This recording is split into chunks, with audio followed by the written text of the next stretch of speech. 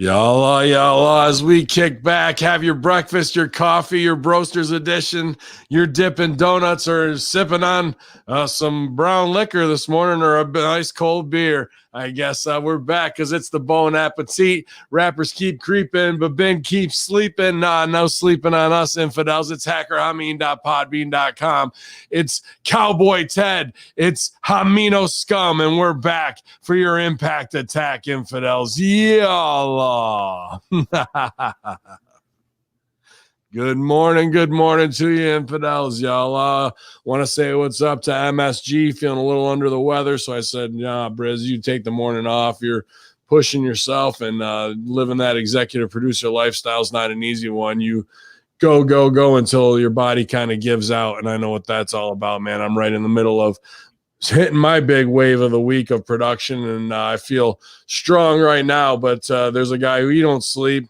He don't need no sleep. He's up all night breaking Broncos and chasing people's wives and putting back about a 30 rack a day, baby, because it's the man himself, the cowboy himself, Cowboy Ted. Good morning, pal.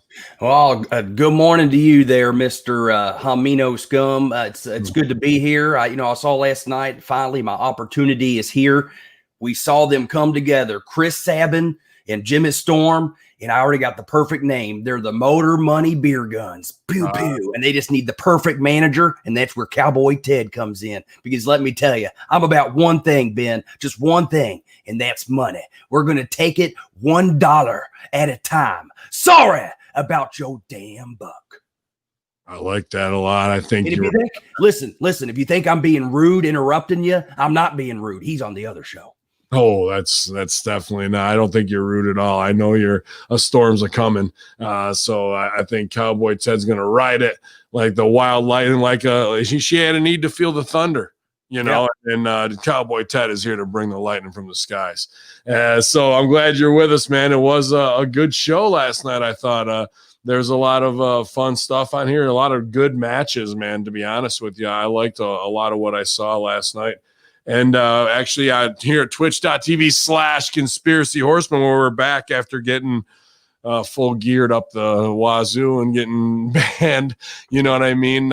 They put us back on after the appeal. And so it was a watch along last night. And I don't think they mind because it's Twitch, watching on Twitch, So, but had a great call with someone we talked about the week before. I live on air after we did a little off air. I took the Bluetooth off the Roadcaster, and ODB, man, live from Florida last night. So a little extra for the watch along for the diehards who are here. She came on air for a couple minutes, man, and talked about where she is down by Daytona and just getting there and stuff. We talked about Serena a little bit, and I knew she'd be pumped to talk about it, and it was just good to hear that voice.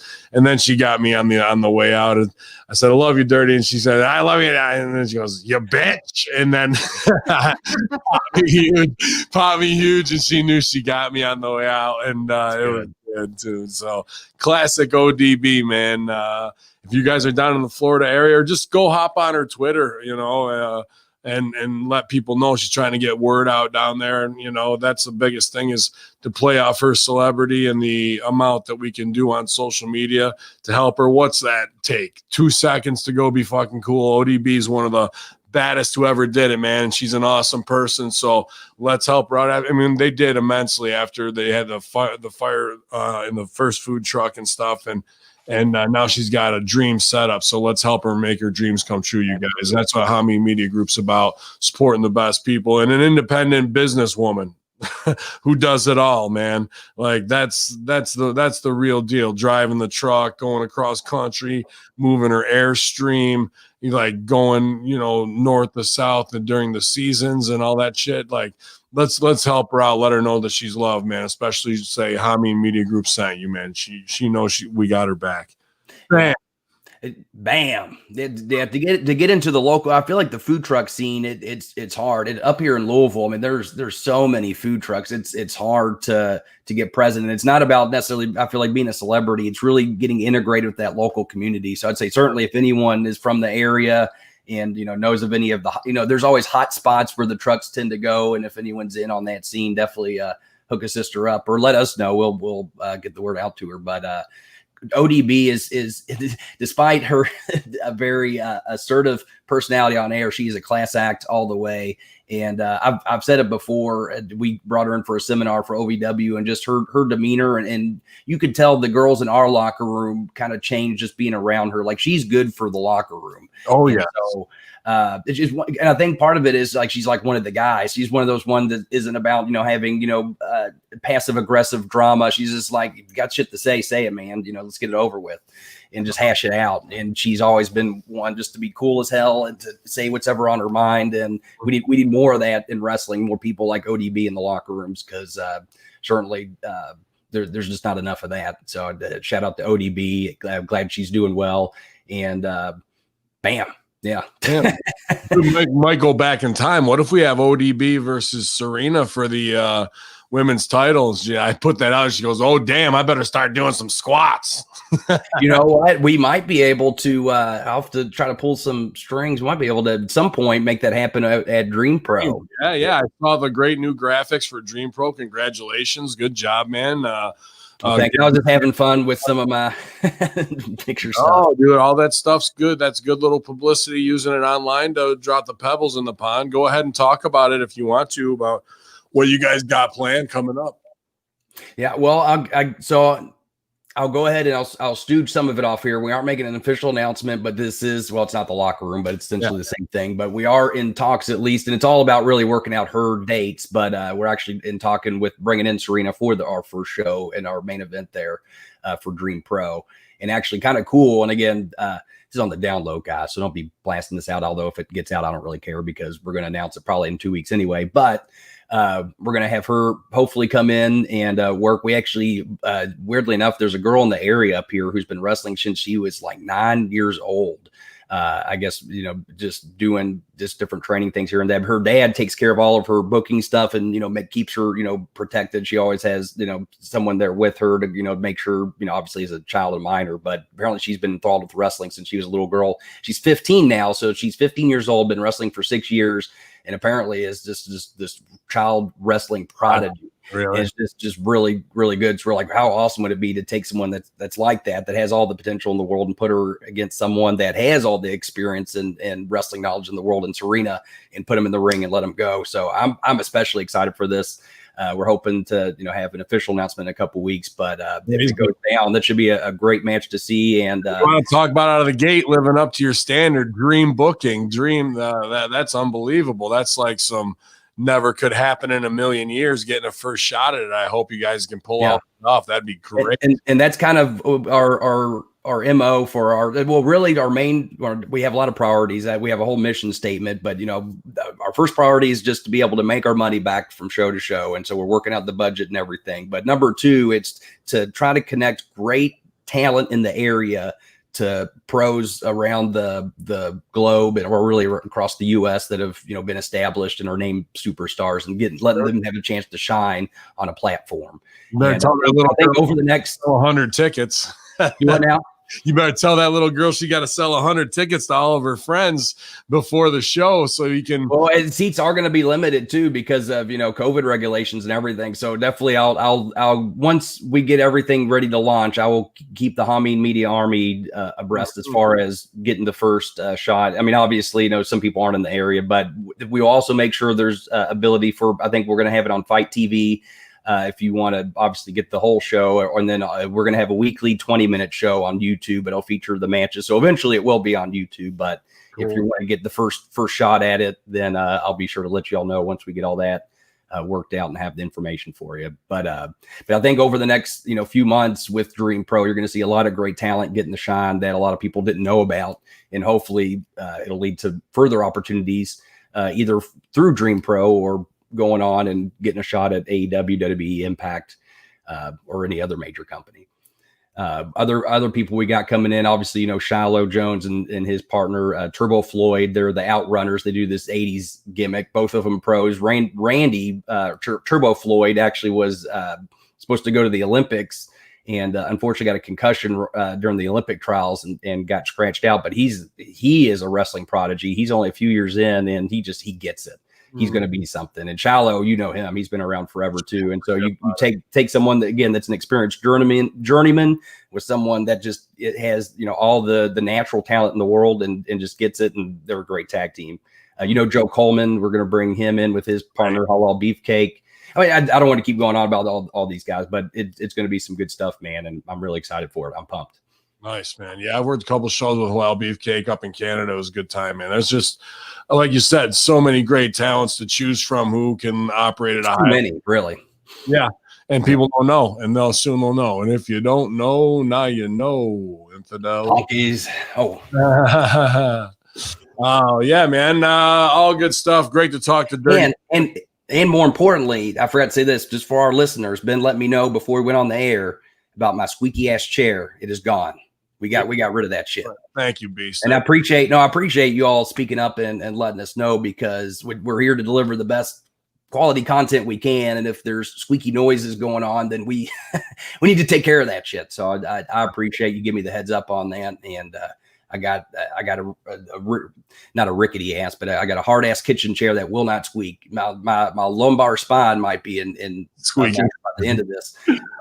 That's neither here nor there. Well, we'll get through it, man. I'm trying to keep these shows reasonable, just because I got so much production to do. I just uploaded 2 parts of the new watch along, part 2 and 3 of the OVW classics I've been watching, man. Great stuff. Anything particularly shine out any of that? Oh, I mean, your stuff with Twinkle Toes, I almost stopped. Well, that's always the best part. Yeah, well, I mean, that was all the recap of everything. We did the whole barbecue video. I was popping. Oh my God. 9 Fingers Dewey, the whole 9. I mean, it's all there. And then there's a scene with you and the Thetas where you stole Beefy's sandwich. I love that one. That was all improv too. It was. I know. I taped it. I was standing right there. Oh, that's right. Yeah. It was great. And then the best is you at the end, where you bring it right back and you go, and Beefy, thanks for the sandwich, and everybody go crazy. For that, you fucker. It was good, man. So that as soon as the camera cut, I was laughing my ass off. Because I had we had that group energy in the room, and I just felt it. I was like, I'm going to steal his fucking sandwich, and it just was there. I saw him eating a sandwich. I was like, I need to steal a sandwich. Well, you did all the back and forth, and what's funny is there's one botch in it, and it's Streetman. I think we left it in because he goes, "We go to college. We're smarter than you because we went to college." And like he botches it on the line where he's supposed to be smarter. But that was the one take. Yeah, I think we only shot the one, and we're like, we're not going to get better than that. No, dude, that was great. Gavin Garrison's great, and everybody played their parts perfectly. Moose's reactions are just phenomenal too, and that was a group scene of 8 that got so much done compared to what WWE does ever. And I was just like, oh, so good. And then Anthony Bravado versus Ryback in the main event, and it explodes at the end. So very, very cool. Before that was Johnny Punch versus we had JD Michaels versus JD. And JD Michaels, man, that's another talent that he got in his own way, and it sucks because he was really, and a lot of people I know didn't like him because he was all about himself. But in wrestling, you almost, to a degree, have to be a little selfish sometimes. But I always got along we always had great matches. He was a total pro, but he also, unfortunately, I think played the political game a little too strong and rubbed people the wrong way. And I guess not too strong, but just didn't play it well enough. And I could be wrong, but I think that's why he never really ended up making it on any of the big shows. Because I think that just even before he got to OVW, he had that whisper about him because he was pretty known on the indies early on, but like he was doing a Shawn Michaels knockoff with Bret Hart moves, which is fine, right? Yeah. But it was so apparent in gear and everything. It was almost like cosplay, and cosplay wasn't really a thing at the time. Sure. So just, but as far as he was actually, yeah, you're right. It was very similar, but at the same time, he was still good at what he did. Dude, if you can fucking do what Sean can do, step for step, you're a goddamn great athlete. It's like, it reminds me of the AC/DC dude that was just a cover band singer, and then when the first singer died, and then he's just, well, you're there, you're, you know what I mean? It feels like the same type of quality. I never had no problems with JD, and people just wanted to start shit, and that was an easy thing for them to fuck around and test them. But dude, he was what a pro wrestler should be, in my opinion. Top shelf talent. Yeah. Some guys are pricks. That's just how it is. Fuck it. You gotta everybody's got to be a nice guy on the show. Here's the thing in wrestling too. What I would say to anybody getting in the business is you're going to encounter these people no matter what. And sure, you can make it a point to say, well, fuck them, I'm not going to cooperate, I'm just going to butt heads. But instead, think of how you can figure out how to still get yourself over and still appease their ego, because it is possible. And that's why I was able to have a good match with JD, because I could have got mad and say, no, we're not going to do that shit that you want to do. It's like, no, okay, I'll do the shit you want to do, and let's do the shit I want to do too, and make it work. And we always did. So the thing is, I would say, rather than try to go against the grain, so to speak, and fight it, find a way to make it work. And I think you'll find much more success doing it that way, because you're going to encounter those people really in any industry, no matter what. So try to figure out a way how to work alongside them rather than trying to butt heads all the time. I completely agree with that as a strategy for sure. And a lot of that was everybody else's saying what JD was, not what JD's actions were. A lot of people put Punk over, and I fucking saw all of his actions do almost the opposite of what they were putting over. So, you can't judge a book, but there's a lot of great stuff on these episodes. So I appreciate it. That'll be on, I'd probably put it out for every tier except a $1 one. So 5, 10, and 15. So 2 of the videos there, and I got to edit one from the woods. I'm still trying to get done today before Conspiracy Horseman. So big day at Hamin Media Group. Excuse me, I didn't want to cough in the mic. Oh, yeah, you're fine, man. We got a lot going on here. Can't wait to go up to see Rip tomorrow. We're going to record some more. That'll be fun. I heard Ray and Colin killed it last week on the Next Level review, so I'm glad it's at least in good hands. And then later today, I watched one time. I'd still have a little more to watch, but I've watched my first ever New Japan Pro Wrestling show. And I was telling you before we went on the air, all the respect in the world to Jargo. I love that guy. He's a total pro, good dude. Definitely loves his New Japan Wrestling, and I wanted to give it a shot. And there were parts of it that I liked. Unfortunately, there was a lot that I felt I had to speak on. I've never written so many notes. As a matter of fact, I was telling you, I think I'm gonna, if you're part of the Hamin Media discussion group, we'll use this as a cheap plug for that group, because it's free anyway. If you're not a part of it, go join. But I'm going to post my show notes from this New Japan show. So if you're curious, I'd recommend obviously watching the podcast or listening to the podcast, but just as well, if you get a chance, read the notes, because it popped me to read them back this morning to see how mad I was getting at Black and Psychology. I'm with you, dude. I had to, when I was over at Referee Cyber, I was like, dude, does your daughter have any paper or anything like that? I go, because I'm out of notes. This is just like Raw and SmackDown from like 3-4 weeks worth of fucking notes. I ran through just 70 pages, bro. Sometimes I think about, does anybody ever want these, or more one day these be worth more, like the writings of. Well, I've actually thought about this, because I always write all these elaborate notes and then I end up just deleting them afterwards. But it got me thinking, I wonder if people would necessarily want to have this, like a blog, or even what you could do with those is just take like a quality picture. If we had I don't know if this is something people would want or not, but it's something that we're creating anyway, content wise, not doing anything with. But if people would be interested in just a blog with show notes over the years and to look back on, that might be something that's interesting. And yeah, well, I just enjoy reading. No, I only eat my own ego, and I don't compare myself to George Carlin. I'm my own person, so see. But when I went to the comedy museum and they had Carlin's notes, like from how he would work out bits and things along those lines, the other month I found, when I was cleaning some stuff out, I found notebooks with Power's super nice handwriting in it from shit that we were doing. He had beautiful penmanship. Beautiful penmanship. I think, and not to be, sexist or anything, but if you didn't know him otherwise, he writes like you would assume it was a woman that was writing. He writes like a girl in 8th grade writing like practice. Yes, yes. I never thought about that, but yeah, a girl in 8th grade that's trying to be extra elaborate and. Patreon's here to get my notes. I got stacks of them. I got all the old OVW scripts too, man. But good. Might have to get us a little. What's that? They got a free blogging thing. What's the page? I can't think of it. A lot of people use it. I would just take pictures of some shit, I guess, maybe, and put it on Patreon instead of like scanned a PDF or whatever. There's tons of like crazy shit in here. Like you couldn't even decipher it. Hey, my handwriting sucks. It's like terrible. Like, see, I always type mine out, which I know isn't as productive from a mental standpoint. It's better to write things out. But I mean, I write arrows and fucking big question marks and asterisks and all kinds of shit. Mine to read it out would be like reading Charlie's notes on fucking Always Sunny in Philadelphia, where you fucking can't.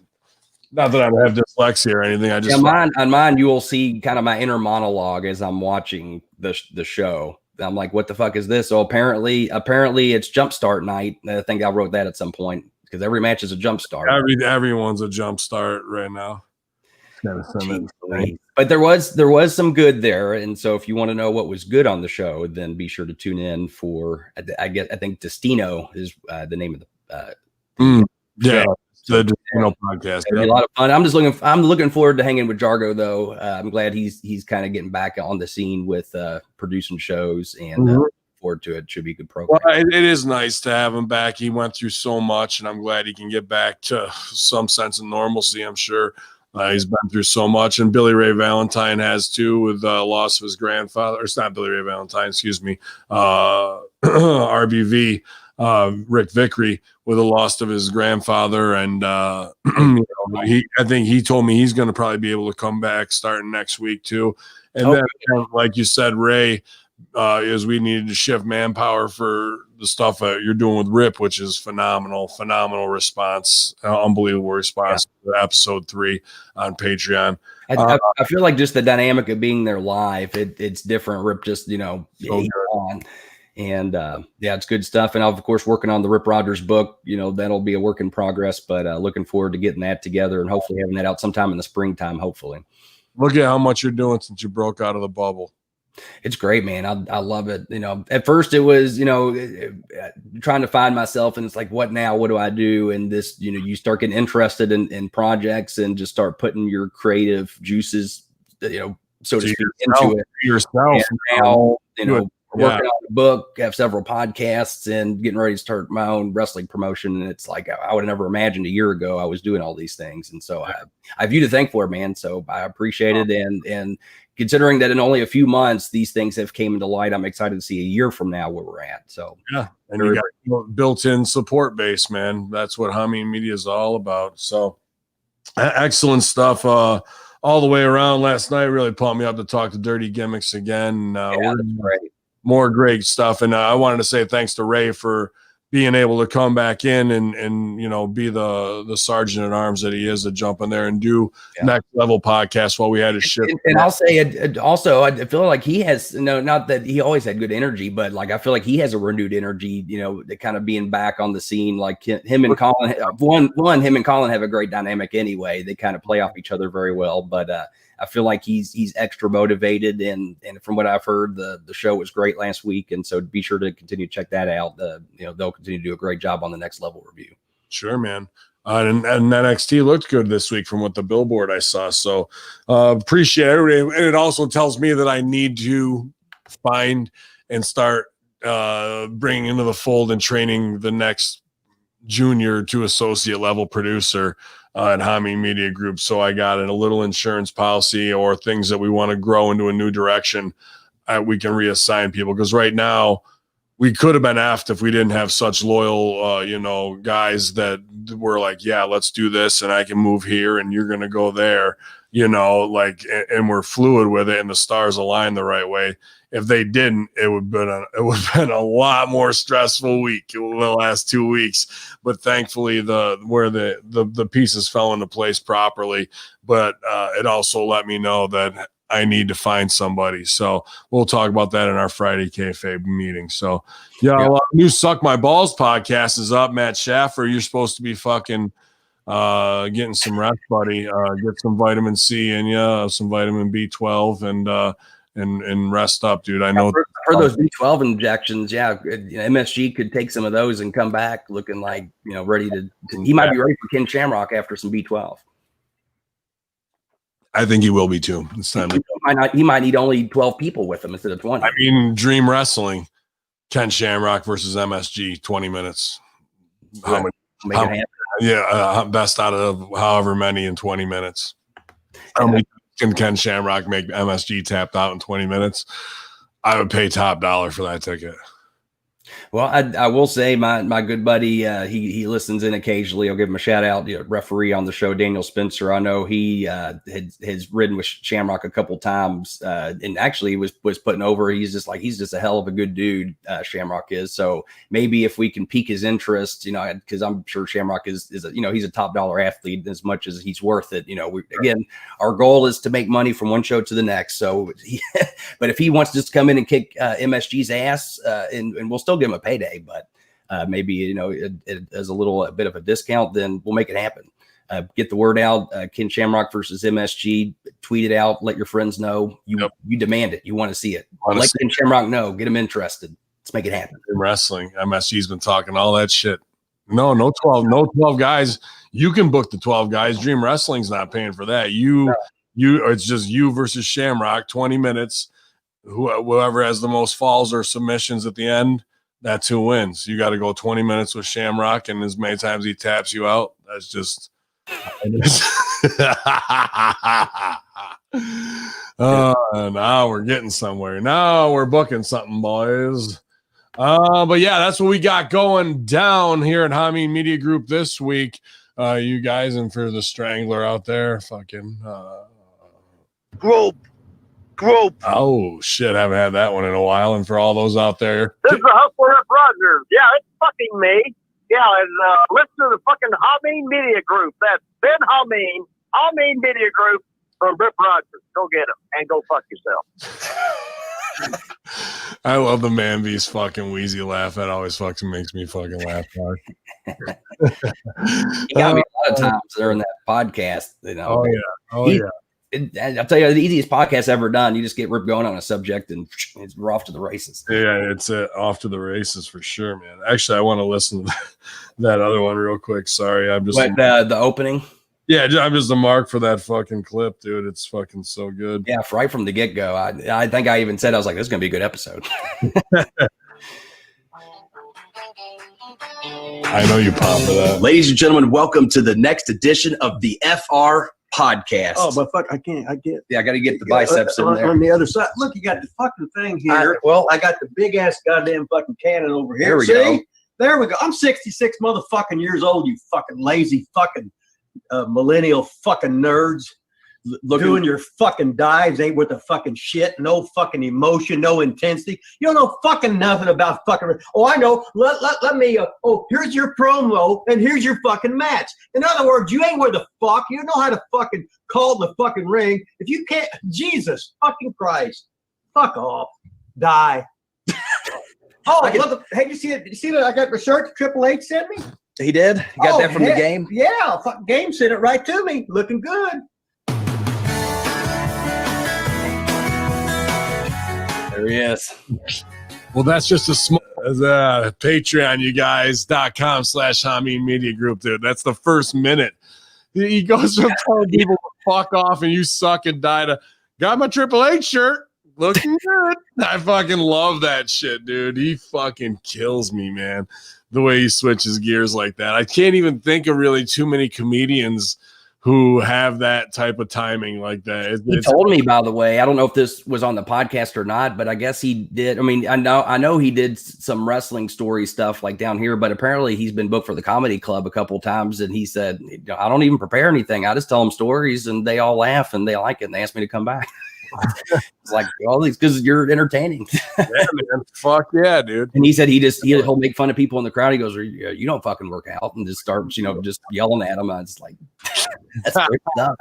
You're right. He just goes with it, almost like someone that I think of that just just on the fly goes like that. A very different type of celebrity, but I feel like still has this that go was Don Rick. I'm thinking on base what we've been doing. And I think they'd even be in on it too to talk to him, Gallows and Anderson. Does Russo brand partner with those guys with Hamin Media Group to do a wrestle crap thing based around Russo talent and fucking that? I think that would get over, wouldn't it? I think so. Yeah, absolutely. Yeah, you got Stevie, Russo, Big Incredible, Shane Douglas, Rip. Yep. There's a lot of stories. Russo alone, you do something on a pole at the end, it'll be fucking hilarious. You know what I mean? Well, heck, or if they don't, reach out to them. If they don't put it over, then I'll just put it out here now. Let's do our own fucking. Let's do talking Russo Mania or whatever. I don't know. Yeah. You know what I mean? Do our own panel thing, because I think there's a lot of value in that. People would want to see something like that. I agree completely. We'll talk about it because that's what we need. Like a hole in the head is another project to work on. We need it. Well, that's what I said after spring. We'll see. But yeah, man, let's get to it. It's Impact 11-10 edition. I watched on Twitch, man. I gotta say again, good show. But I'll tell you what, dude, this girl is a 10. Brian Cage is a lucky son of a bitch, man. That Melissa Santos with just that soft lighting, and she does her hair and makeup. She had a Madonna style bustier. It looked like she was wearing a bra last night. What a stunner, bro. I don't know how AEW hasn't brought her in. I guess I'm gonna have to see a picture of this. Oh, I know you're talking about. She's a stunner. And she's got this cute way about her in the way of dealing with chat and all that stuff in between commercials. It really makes the show 10 times better. But AEW had this dude on. I don't even know his dude. His voice is all right, but he's got a weird take, and he looks at the camera and oversells. Dude, that guy has some weird vibes about him to me. This girl is, if somebody's walking through the room, you're going to stop and see what's going on the TV. Her and Charlie are neck and neck, in my opinion, of the hottest chicks in wrestling. And they're the least amount of used, and they just have the most charisma naturally. The fact that she's not being used in AEW and they're putting these weirdos on backstage that are turn the channel cringy, that's a huge opportunity for them. And all she's doing right now is sitting at home with her new little ones and doing the Impact, not saying all she's doing, but that has her on TV is that pretty much on Twitch doing these hosts. It's wow. But that also might be something that's valuable to her, though, is being able to stay home and still work. You know what I mean? Yeah. You might not want to go on the road and do tapings and all that. And there's something to be said for that, but that's what she wants to do. But still, you would think, AEW might be able to find a way to still make that work, as their person. But they know that, but more power to Impact to have her. And if it adds value to the show, then that's awesome. Brian Cage usually does a walk-in once a month in the background or something, making a protein shake. So, hey, guys. Yeah, but, Cyrus was on AEW this week, so it's not like there's any heat there, I don't think. No, in fact, I'd love to see them work together more similar to what they're doing with the NWA. Granted, it needs to be more, mutually beneficial, but I think so far it has been. And some people are like, why is NWA, why are they demeaning the titles? It's not demeaning it at all. It's, if anything, they're putting it over. Because I saw some comments about it being on the pre-show for the pay-per-view, but it was they're still getting a free highlight. And yeah, you know what I mean? That's the place to do it. Good business because AEW has a TV deal right now, and NWA really doesn't have, a wide distribution for their show, at least as far as I know. I feel like AEW has more, televisions that are able to get that channel. Sure. And so that's just a good business move. And if they're able to work out a deal to get a little bit of shine while still putting the AEW product over, that's great business. I've said it before. I think if the wrestling businesses were all able to come together and work together and do different talent exchanges and things like that, that is where wrestling needs to go, in my opinion, is being a global network of organizations, like the territory system, but more organized. Sure. And business, like, I think that's the way it should be, and wrestling would be better for it. You want to talk about taking down WWE? That's just Art of War 101. I've been listening to it in the background. I just posted it on the marketing tier. I mean, you can go on YouTube, just listen to the whole entire Art of War narrated. I can send you the one I like, Beast, if you want to listen to it.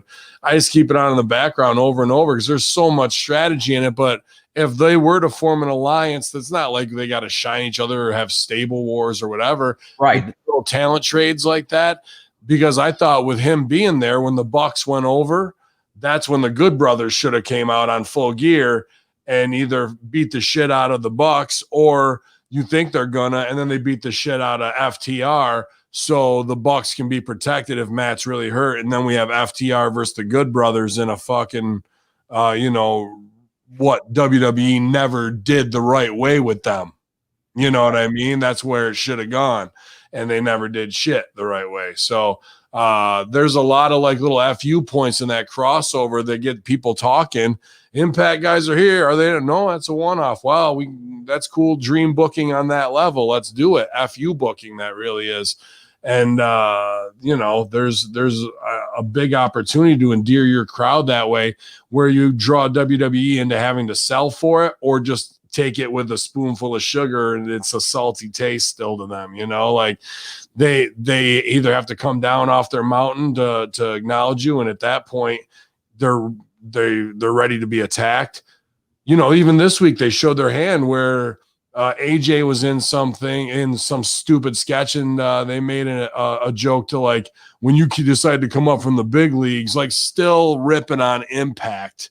Like, dude, you're going to try and short AJ Styles with that now after all that he's accomplished? Like, get out of here with that. Like, it shows where their mind is still at instead of what the future could hold to attack them. There's a lot of opportunity there. Yeah, absolutely. Let's see what Impact can do with a pay-per-view this Saturday. Like, they love throwing in these. I guess they're almost like little special shows that aren't a pay-per-view. It's weird. It's like they're doing some deal for, I guess, Twitch or the Impact Plus channel or something like that. It's strange. It's almost like an extra house show is what I feel like it really is. It's a glorified house show, but it's odd. I don't know if it's maybe something that they have to do contractually because of whatever. I don't know. It's weird. Well, their channel they're on is owned by their parent company. So it's not like it's just what they want to do. They got the time to fill it, I guess. But it does feel like takeovers and shotgun and a lot of stuff. You're not going to get to build things to a big show feel because you're just doing show after show after show. Right. Yeah, I agree. It feels like that we had no build up to this, and it didn't feel like I had a lot of motivation as a viewer to like, oh wow, I really got to see this. It felt like it was very kind of rushed together. Like, and now this is happening. Go watch it. Yeah, we'll see if they get the technical difficulties ironed out. Society 858 ribs. No. Havoc and Nevaeh kick it off versus Madison Rayne and Tennille Dashwood. And Caleb Connolly in the ring, super jacked, or else he got an even smaller shirt. And he did well on the mic. I didn't realize this was Caleb Connolly when we first started, and I thought he was a great performer. I don't know if he got hurt and he's just doing this as a side gimmick to stay on camera and polish up his character work. But he's starting to do a little bit more and make it a believable part of the show. And Tennille Dashwood, yeah, she's hot. There's just some people, and I've been wrong about this before, there's just some people that have money written on them. And like when Madison Rayne comes out, I get that instant charisma. With Tennille, it feels forced to me, and I don't know, maybe it's just the way I see things. Then Havoc and Nevaeh are out, and instantly they just have that presence about them. There's something there, So, but in the match, Tennille actually did pretty good to like sell things and get things over and work the right way for the first match. They introduced Neil, and then she left her partner Madison Rayne to get killed, who got I think she took a tombstone for the finish from Havoc, and so that was it. So it's Havoc and Nevaeh up in the opener of this, and everybody looked like a star, and it set things off pretty well. Yeah, I agree. I think with Tennille Dashwood, I think the issue is she doesn't know who she is as a character. Yeah. Thus, the audience doesn't know who she is. She's a model. Okay, what else? You know what I mean? Like, I feel like I'm a model. All right. Well, that doesn't, you know what I mean? What motivates you as a character, as a performer? You know, I feel like we don't know what motivations are other than taking pictures. And it's like, what do you build towards with that? There's nothing to really work towards. You got to have more of an idea of who you are, and it's up to her to figure out. That's where she's got to, work with some, coaches or something to really drive that character out of her. Of course, we're available. Reach out if you need, but even if it's not us, she needs to get a hold of somebody and figure that out. I like you saying Caleb with a K maybe had a smaller shirt. What if every week his shirt just got a little smaller? We just see each week the progression of that. That'd be pretty good. And I have to say, Madison Rayne, it's always refreshing to see her back in the ring. She is. I wrote this down in my opinion. I'd say top 10 workers today, but just workers, not just like what was that? All right, good. It wasn't my coffee.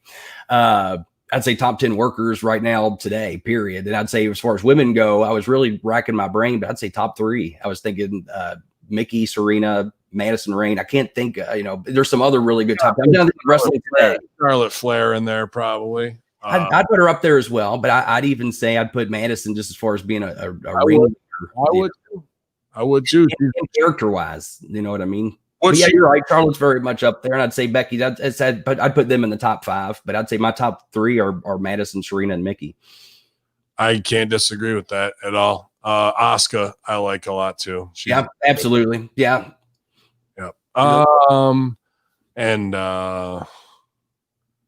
what the hell? Oh, the Good Brothers were interviewed backstage, and they talked about how they basically won every major set of tag titles except the Impact Tag Champs.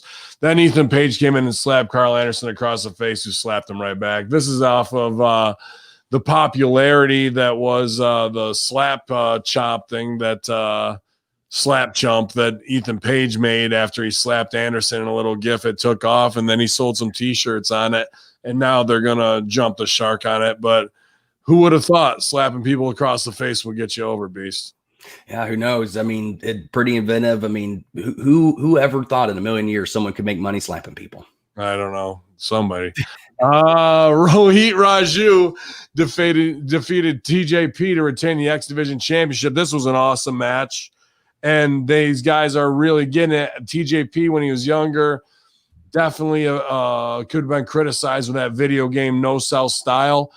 I don't think so anymore, man. I was looking for spots to shit on him on things, and he fucking made me shut my mouth 3 or 4 times on the way he worked for something or where they teased it. I think he's really getting it and coming into his own. I hope he stays healthy, because that kid has got all the athleticism, charisma, and whatnot to be a standout star. Hopefully he doesn't get burnout. That can happen. I've seen guys like that, but working that style, I can't imagine what it feels like, the toll it takes on your body. I mean, I work a slow, super heavyweight style, and I'm thankful guys like that are on the card, because I would never do any of that shit. And Rohit Raju is, dude, it's like watching Jamin. That was the other thing. I watched Jamin in those pre-tapes on OVW. He does a pre-tape backstage with APOC, who doesn't say nothing, and Al Barone for a mismatch house show, and he kills it better than anything on TV. And Rohit Raju, I think he's even going to the cameraman and saying, hey, can I get this shot? When he's coming out and they're doing the sweeping up his crotch shot onto the title, it's so heel. Everything is so heel. They even put over on commentary that check him out on social media. He loves posting about his title, which he does. He's posting the bed with it that he's having. He straps it into the car and puts a seatbelt on it. He uses social media for the weapon as it should be, as a heel, to be cocky about his belt while he's got it. So when he loses it, it's going to mean so much more. So does Ethan Page. Ethan Page does the same shit too. Both of these guys get it. And this match was, I thought was going to be my favorite. I really liked it, but it wasn't my favorite on the card, even though it was really great. After a good match, Rohit snuck the title bell in the ring. The ref got rid of it, and the champ used the distraction to hit the low blow and running knee to retain. So going to use it, get caught, still heel, bing, bang, boom, and you're up. Yeah, the nut shot finish. Love the old school heat. You know, anyone that's tuning in for the first time gets it. That guy's an asshole, and I want to see him get his ass kicked. It's easy to tell, and well done. It wasn't convoluted like sometimes wrestling can be. It was straightforward. And again, I think anyone tuning in for the first time understood that story.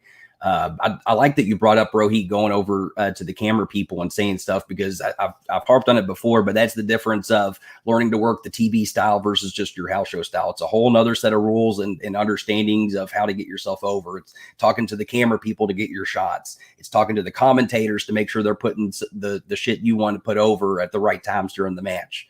You know what I mean? And as far as, hey, during this, can you put over, look, he's being, XYZ, what might be going through his head.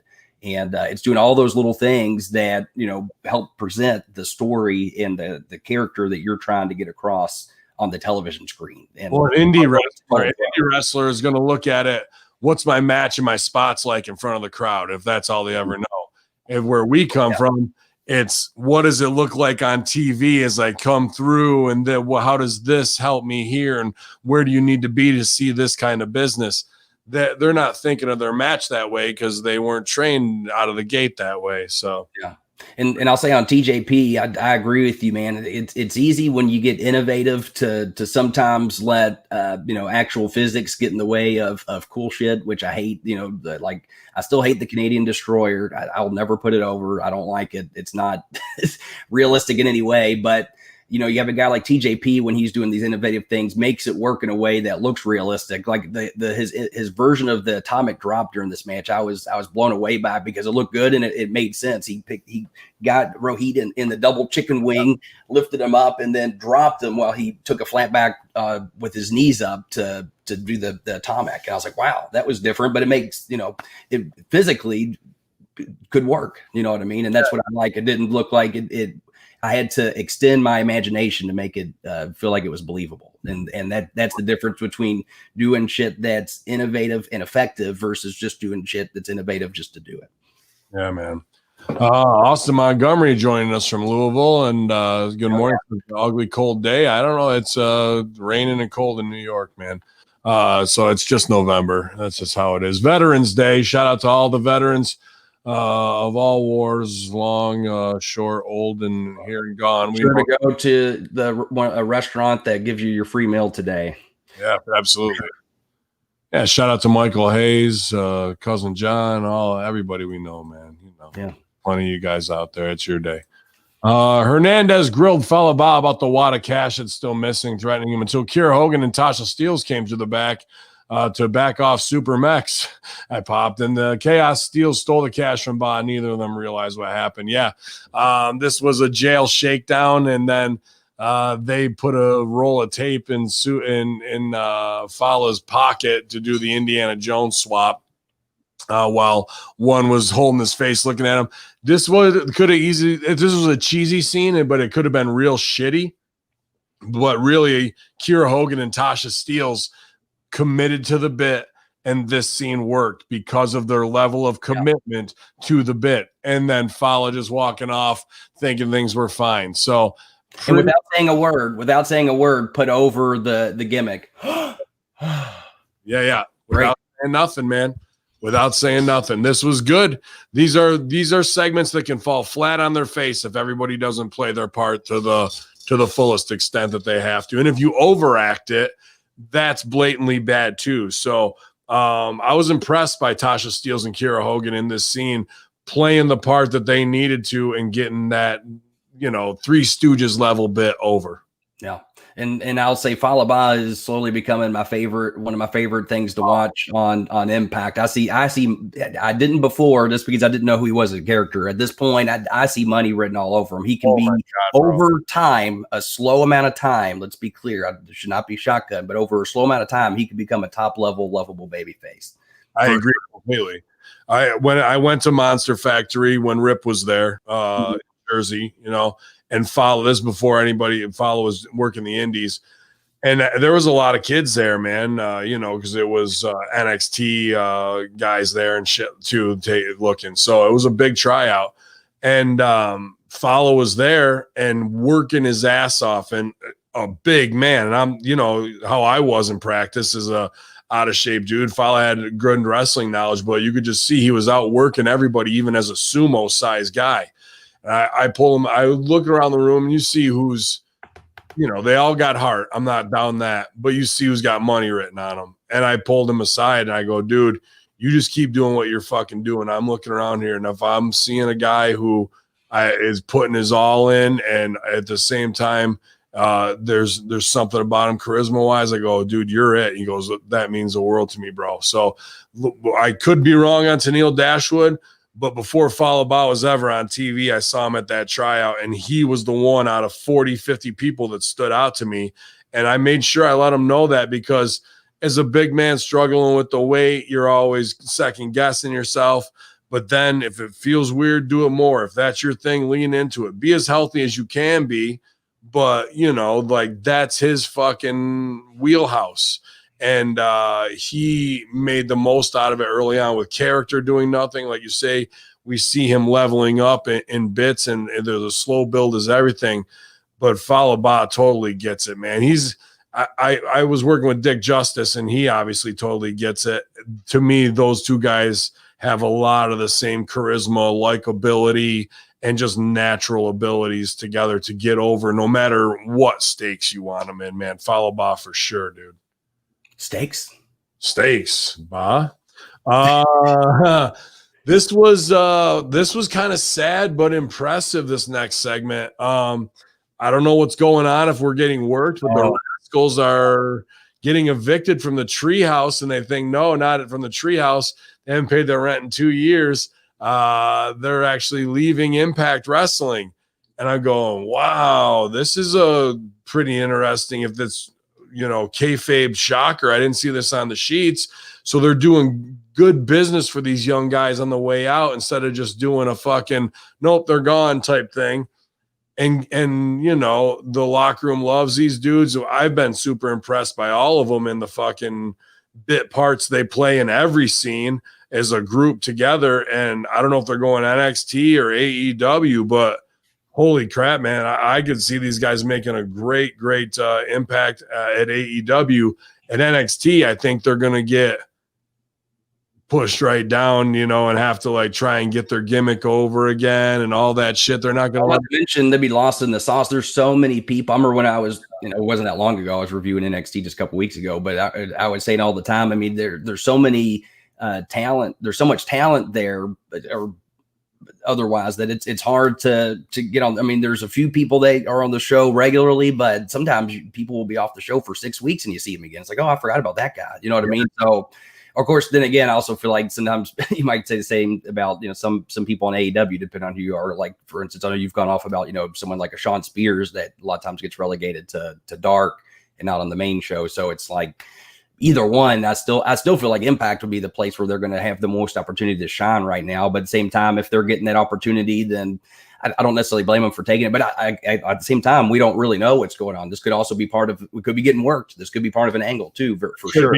It could be. And I hope it is, that those guys stay. I love the stoner stuff, the fucking, the backup jokes to each other. They're cool. They're young. They get it. And their scene work is 10 years ahead of where they actually should be, to be honest with you. And I hope they get the opportunity to do this same gimmick working together if they get a shot at AEW. I just don't think WWE is going to let them pull the trigger on the weed stuff, right? I mean? Which is where if they did have to go one versus the other, I think they would lend themselves better to AEW, and that'd be great. They could interact with the different talents and do stuff that we were talking about before. Like, someone walks in that you wouldn't assume gets blazed up, and they blaze them up. You know what I mean? And Shivani, JR, best friend's mom. Yeah, JR would be good too. Yeah. But yeah, there's so many possibilities of stuff like that, and that maybe even didn't Kitty get blazed with him once or twice on that 70s show? You just reenact that whole thing with fucking best friend's mom. Yeah, so many good things too. And yeah, EC3 left too, man. I don't know. Might be time to call in Congo Kong and Hacker Hamin. And then go throw him on the Joe Rogan podcast and have him smoke up with him and do a crossover gimmick. Why not? But we'll see. Time will tell. I'll say from a business standpoint, I thought it did good business in that it made me as a viewer feel like I have to see this match next week. If they're leaving, this is the last match. I feel like I'm going to have to tune in. So I think business wise, this was a good piece of business. I just don't know where it's going.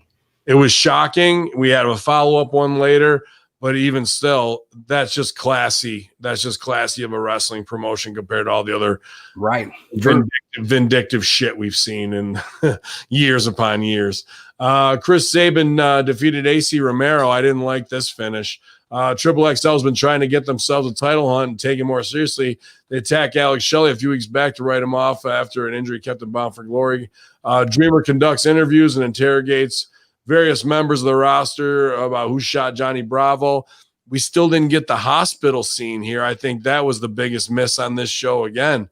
Why don't we have the hospital scenes? Those would be easy to do. We could shoot them all in 15 minutes at a hospital. All we need is 5 30-second to a minute vignettes. I agree, because I feel like either they need to build towards him getting the plug pulled, or they should have just cut him off instead of having him in the hospital. Because again, they've educated the audience because they took the time to make sure to establish if somebody is killed, then you have to find the killer to be able to bring him back from the dead. So they've already, in a storyline sense, created this proverbial world, and yet we're not getting any follow up on it now after they've established that. We just don't have any care because we're not seeing Johnny Bravo. We're just on the hunt for a murderer. Yeah. True crime. We need the sympathy. We need the sympathy. The Tony Soprano got shot by Junior and everybody sits with him in the fucking hospital around the clock, whether it's in the waiting room or in the ICU if you're family and friends. When Paulie goes in there and he starts talking all this shit, that's what wakes Tony up. It's those comedy moments of having Johnny Bravo there in a catatonic state and people working their gimmick and interacting with his dead, lifeless body. That is the fucking wrestle crap gold we need. RD Evans, I know you're brilliant enough to pull this off.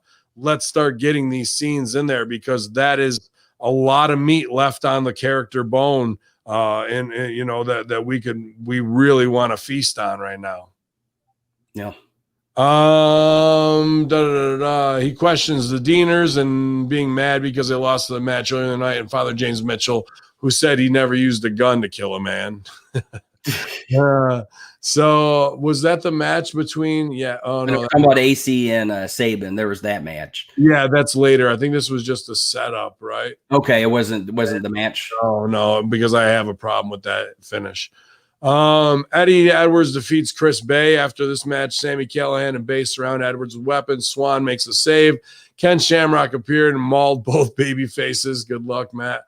Callihan threatened to smash the world champion's face with a baseball bat, but the Rascals rush in to chase them off. So this sets up for our big 6-man fuck off. Goodbye next week.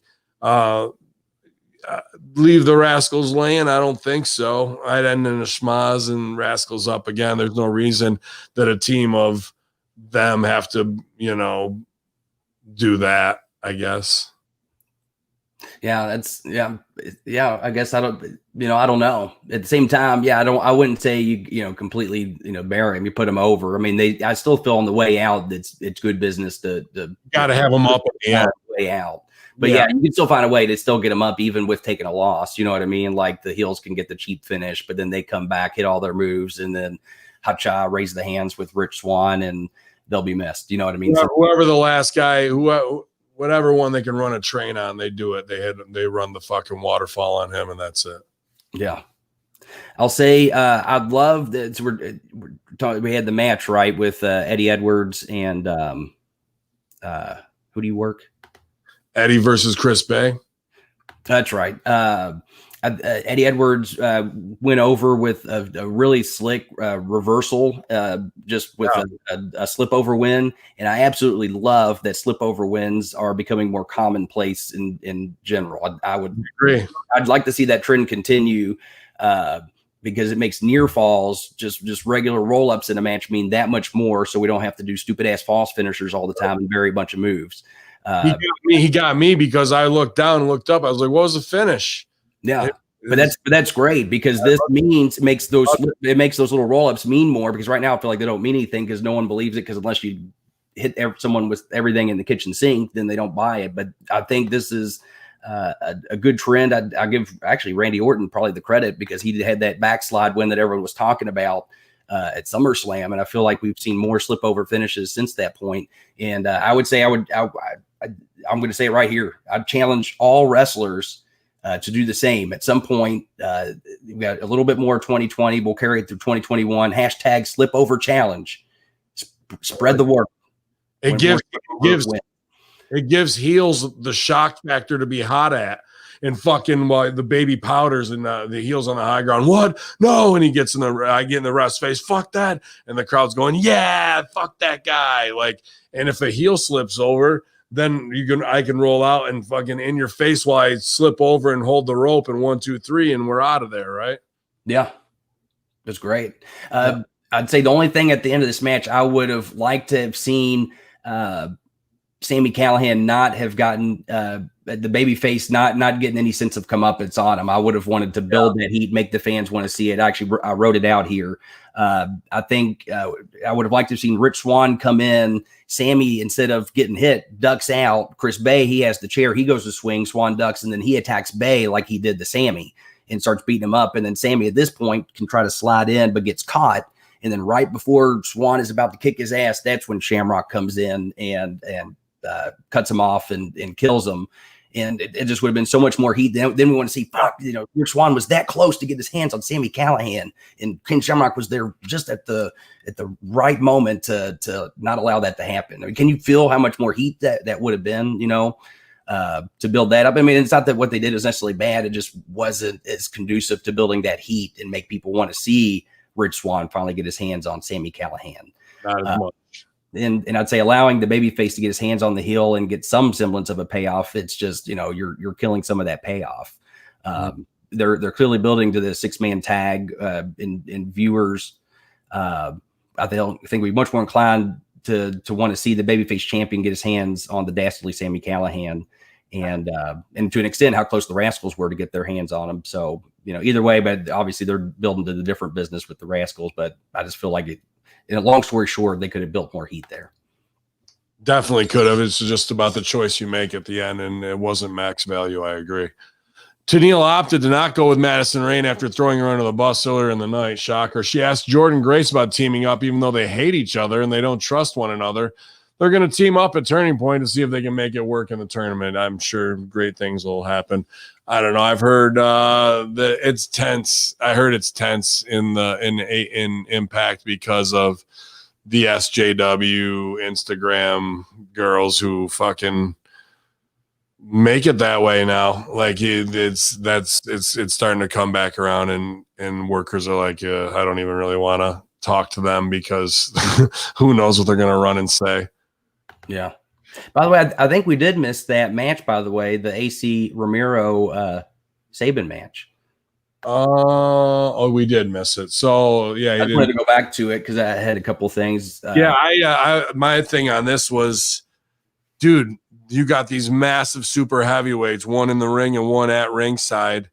Fucking Sabin, I get it, is underneath and whatnot, but him fighting from underneath and then losing with a big guy fucking just killing him is not going to make people go, Sabin sucks. They're going to go, he fought, but a 400-pound motherfucker fell on him and he's 145 pounds.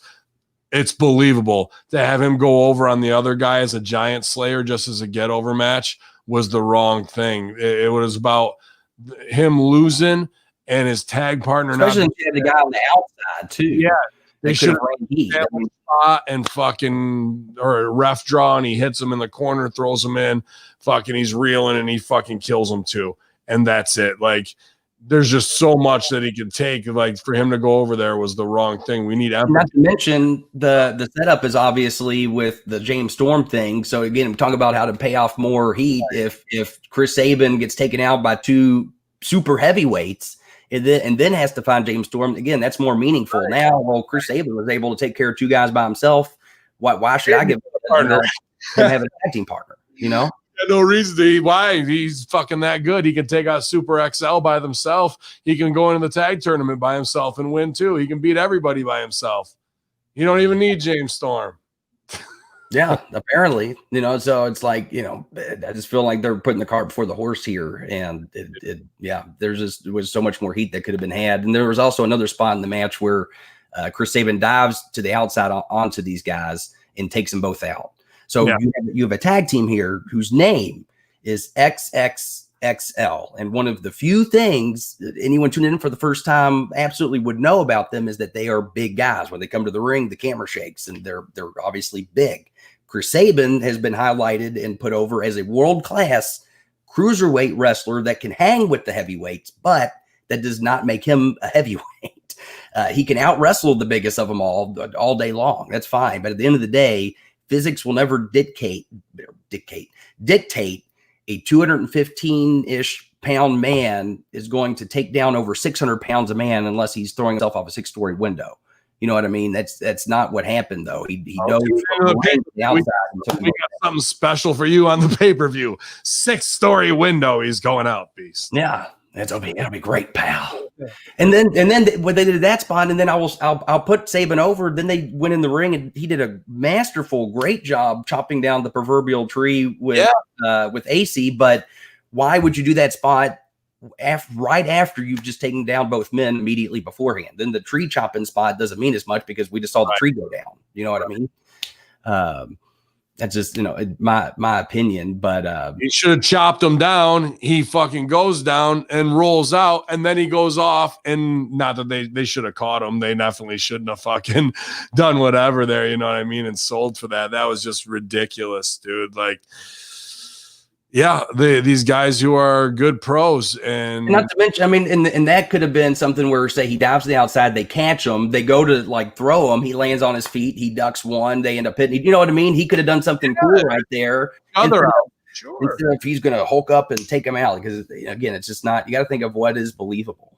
Yeah, and I don't know if that's somebody being hard to work with and wanting to get their shit in, and you just let them instead of, get your shit in, but let's do it this way because it's not believable to do that, and they just keep their mouths closed because maybe those guys are on a per performance basis. I don't know. There's 100 different things that could. Yeah, and there could be, absolutely, and there's always more that meets the eye business wise, and but at the same time, we still have to call out good business and how to maximize value out of business. I had a big problem with that too, Beast. Big problem. Deanna Purrazzo and Kimberly cut a promo about Sue Young. Purrazzo claims she wasn't scared to face for the Knockouts title at Turning Point because they have a plan. Kimber disappears and then got smashed up against a window with a creepy message in blood, something like, "You're alone now." Dude. This first started I was like, all right, well, she's letting Kimberly talk a little too much because Kimberly's her underling. And then they bring the camera back and then she goes back to her and she's missing.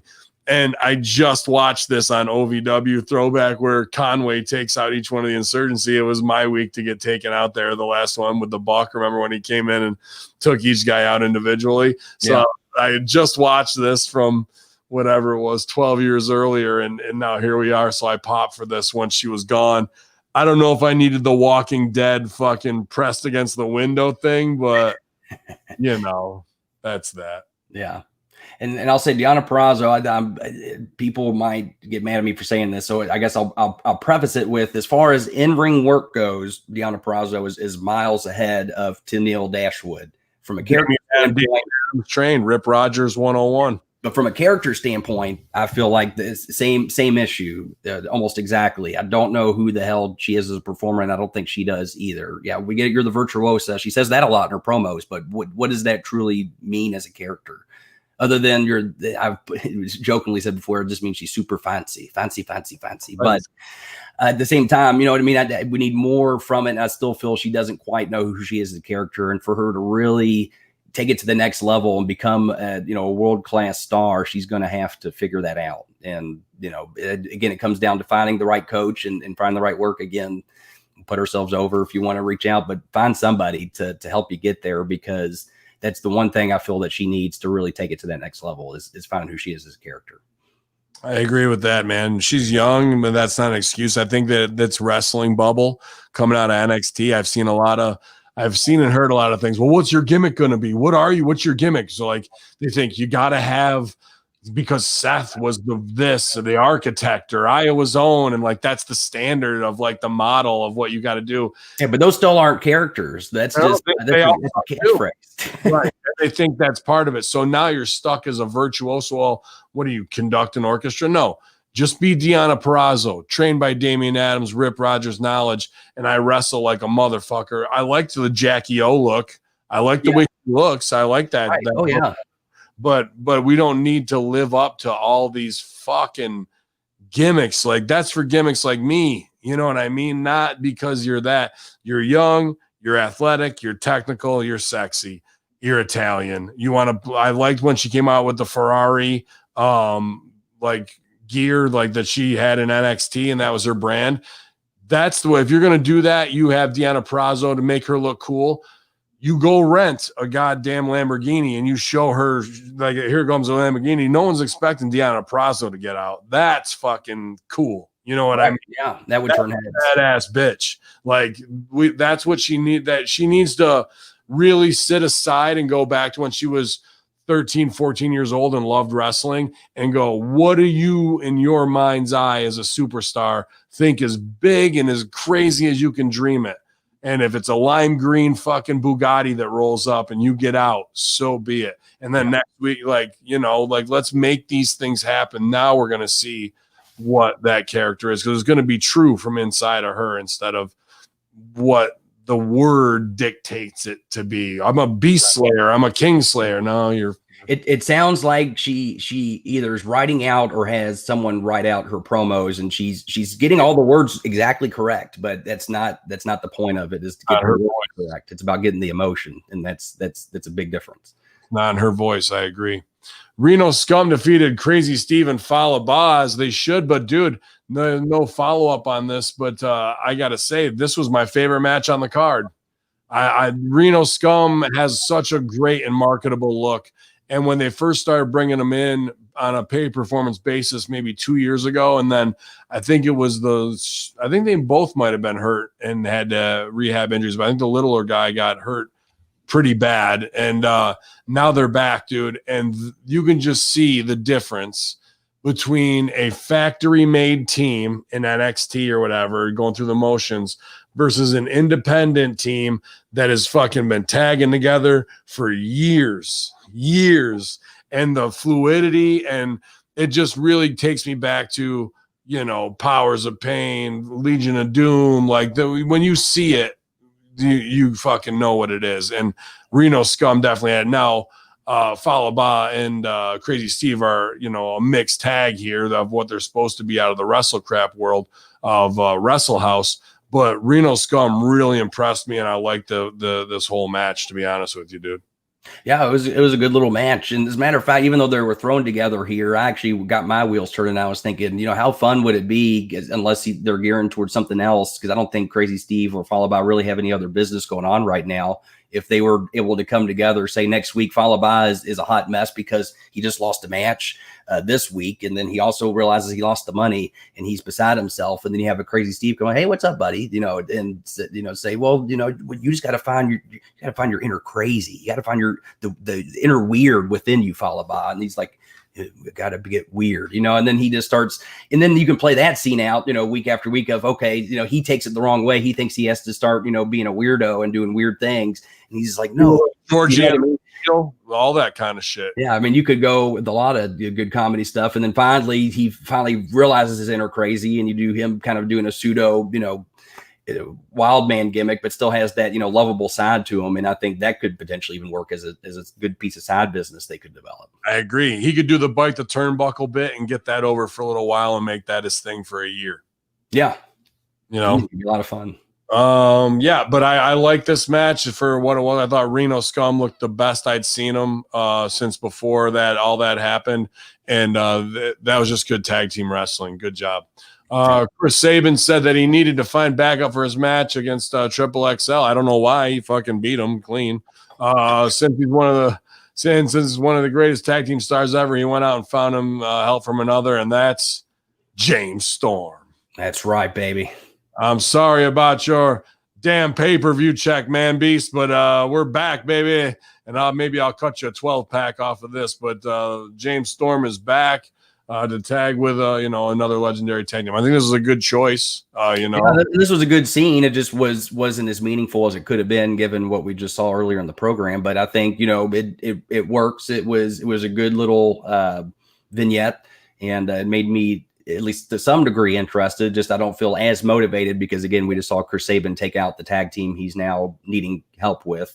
And it was just because he got attacked afterwards, which I didn't talk about, but that was also something that I didn't feel necessarily made sense. I mean, I get it. He's, they have the championships or whatever, but at the same time, do they have the championships? Who? Sabin and Shelley? Do they still have it? Or no, North has them.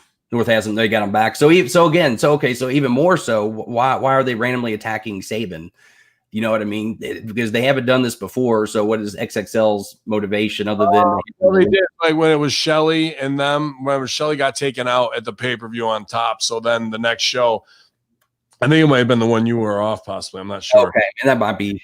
So they're in the back giving an interview, and Triple XL comes in because they want the shots, and Sabin and him are trying to jump the line because of who they are, Motor City Machine Guns legacy, and they take out Shelley. So that's what the heat for all this is. That makes sense now.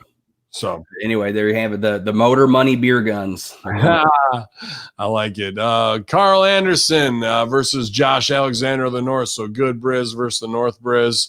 After a solid match, which was a really good solid match, to be honest with you.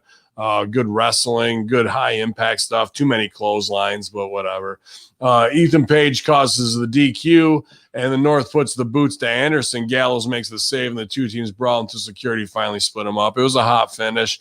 I saw Wrecking Ball Legursky in there, and he was the big guy on security holding back Gallows. I was like, get him wrecked, fucking beat his ass. I was like, get your shit in on him, because that would be a good match, Wrecking Ball Legursky versus Gallows.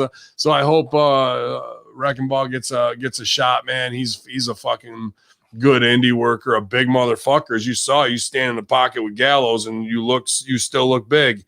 You're a big dude. So I didn't recognize many of the other dudes. I think one of the other ones maybe, but I can't think of his name. So I always like to look at that for who's getting a shot at Impact Security, and will we see them soon? And I think that's a guy I would definitely say I know he can work, and he knows how to work a crowd, and he knows what he's doing. So push Wrecking Ball Legursky. Yeah, fuck yeah, man. And then they broke him up, and I thought it was good. I love Ethan Page, where he's on the outside with the belt, and they got Gallows down, and he's stunting while, like, in the camera shot while his partner's beating down not Gallows, Anderson. And that kind of stuff is just good heel shit. I love all that stuff. I used to do it when I was just managing. When Khalil would have a guy down, I'd turn around and fucking get in the shot to be like, yeah, look at this asshole. But I like this main event too, man. And I think this is probably some of the best we've seen from the Good Brothers in Impact so far. It was a high intensity night here. Yeah, and I think this did good business. I did feel, though, they could have built to that DQ finish. I felt like it was kind of abrupt. I mean, it wasn't a bad choice, and I think they still could have done it, but I would have liked to have seen them work towards that throughout the match, with Ethan Page continuing to either interfere or trying to interfere. Luke Gallows comes around to try to get him, and then he doesn't quite get him. And then so that way at the end, when finally he comes in and blatantly interferes, and Luke Gallows comes in and finally gets his hands on him, again, you've built something that's more meaningful here, and would actually work towards paying off a story. Right. You know what I mean? It would have made more of a comeuppance for Gallows to finally get his hands on Ethan Page if he kept trying to cheat, or even then a couple of times successfully cheating to try to give Josh Alexander an advantage in the match. And then at the end, when that all went down, it would have made it mean more. Again, that's just being nitpicky, though, because it was good. It did good business, but I always try to think, how can we get more mileage out of what we're doing and make it more meaningful? And so that's, again, nitpicky, but at the same time, I also feel it's relevant and, could have paid it off even more so than the good stuff that they did already. I'll tell you what I liked about this show, even though we're going into a pay-per-view that kind of had me scratching my head of like, what? We're doing what? Because they have that and their feet are to the fire, maybe overbooking, they did a lot of little character spots and interviews to set up stories. and all of them came through. And then the matches in between weren't too long, weren't overbooked. They got the longer term business going. They might not have had some of the finishes we wanted, but this was a good build storytelling show. I'm just not too happy that the payoff is this weekend, you know, like, but a lot of really good momentum right here and a lot of like wow moments that hadn't been stooged off. This Rascals thing is big news if they are really leaving and not working. And it was also cool to see a classy send-off setup for them too, man. So a really interesting and fun episode of Impact this week. Yeah. And again, I think overall good business because I feel as a viewer, I always try to take myself out of it and not be, obviously we're also critics, I guess, to a degree, but I try to also think through the eyes of a viewer. And I feel like as a viewer, I feel motivated to want to see what happens next. And so ultimately, I think from a business standpoint, this was a good show. I agree completely, man. And overall, very high quality. I know we get into the nuances and the nitpickiness of it, but that's only because I want to see the absolute best for these talents because they're doing a great job. They're kicking ass. And I think any way we can punch up some of these stories and get more heat and mileage out of it, it's going to mean that much more for these guys that are already busting their ass and killing it. Oh, sorry. I tried to fucking small taste of what we got. Stevie just rang into me. I was trying to bring him up. Patch him in. Yeah. I think I might have business to take care of, man. But they took care of biz here this week, man. No doubt about it. And we were trying to take care of biz over on patreon.com/Hamin Media Group with the Rip Rogers podcast, new watch-alongs. Broster's Coffee has been selling. I got to get with them this week because you guys are buying so much of it. We want to say thank you and see what else we can do. Something cool that week. Have a meeting with them. And ZordosOliveOil.com for the holiday sales. Everything's hitting on all cylinders right now. Discord's jumping off on Russo Brand and Hamin Media Group. BitChute with El Plaja and obviously Hamin Media Group on Instagram for the propaganda wars. What we got going on. We'll be back at 7:15 tonight. Twitch.tv/Conspiracy Horseman with the Conspiracy Horseman, talking plenty of updates, vote, scam, some abduction stuff along that lines that we've been looking at as well. Long-term conspiracy. We're going to get back into it, get a little bit away from the madness of the propaganda here in the upcoming weeks. Beast, what do you got going on today, man? Well, I always going to make my old lady squat. So besides doing that, of course, I'm going to be getting with Jargo later today to review my first ever New Japan Pro Wrestling experience. And again, if you didn't listen at the top of the show or didn't hear what I said, there's going to be a lot of notes. So for those of you that like when I get on my soapbox and rant, which I try not to do, but I've also heard some people like when I do that. So you're going to get plenty of that today. This is the most amount of notes I've ever written for a wrestling show ever. And like I said, I'm probably going to post the notes just because it popped me to see me slowly get more angry throughout the show. And, but it'll be a good time. I'm looking forward to getting with Jargo again. I'm glad he's kind of getting back in the swing of things a little bit after what he went through this year. I think the world of him. I think he's a great guy and a good talent to have as part of the Hamin Media podcast team. And I'm looking forward to getting with him. And so be on the lookout for that. I'm assuming the next couple of days, the Destino podcast, as we go over New Japan power struggle.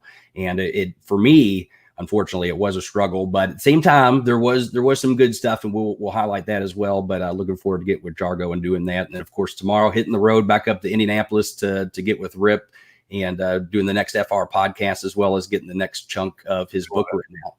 So. Killing it, man. I can't appreciate you any more than I do, man, Beast, to be honest with you. Well, I give you more money, I guess. But but we're going to be doing it. I actually saw people responding to Old Adler's PCO interview officially on early release at patreon.com/Hamin Media Group. He was pissed at himself. He's got all new equipment, so we're going to get even more Old Adler shaking it up. But he's doing a giveaway with the Smack Attack in the Hamin Media Group. He's got two signed 8x10s from top Japanese stars Hirako Ishikochi and Suzuki Kikoman.